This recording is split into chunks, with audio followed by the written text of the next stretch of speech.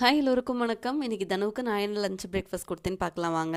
லஞ்சுக்கு தனுவுக்கு ஃபேவரட்டான லெமன் ரைஸும் பொட்டேட்டோ ஃப்ரையும் தான் பிளான் பண்ணியிருக்கேன். மார்னிங்க்கு உளுந்தங்கஞ்சியும் இல்லைனா ஃப்ரூட்ஸ் கொடுத்துக்கலாம்னு சொல்லிட்டு. ஏன்னா நான் அந்த மாதிரி கஞ்சிலாம் காய்ச்சும் போது ஆல்டர்னேட்டிவாக அதாவது ஃப்ரூட்ஸ் வச்சுப்பேன், இல்லைனா அவங்களுக்கு பிடிச்ச பிரெட் ஆம்லேட் இந்த மாதிரி பிளான் பண்ணிப்பேன். தனு சத்துமாவு கூழ் இல்லை மற்ற கூழ்லாம் ராகி கூழ் இந்த மாதிரி குடிச்சுப்பாங்க. பட் இந்த உளுந்தங்கஞ்சி மட்டும் கொஞ்சம் அவங்களுக்கு ஸ்ட்ரைன் பண்ணி நான் கொடுக்கணும். இன்னைக்கு ஆட்டோ தான் வருது பிக்கப் பண்ணுறதுக்கு, அவங்க அப்பா இல்லை ஊருக்கு கிளம்பியிருக்கனால. ஸோ இவங்க கிட்ட நம்ம டைம் ஸ்பெண்ட் பண்ண நேரம் இல்லைன்றனால ஃப்ரூட்ஸும் கட் பண்ணி வச்சிருந்தேன். ½ கிளாஸ் தான் கஞ்சி குடிச்சாங்க, சாப்பிட்டு கிளம்பிட்டாங்க.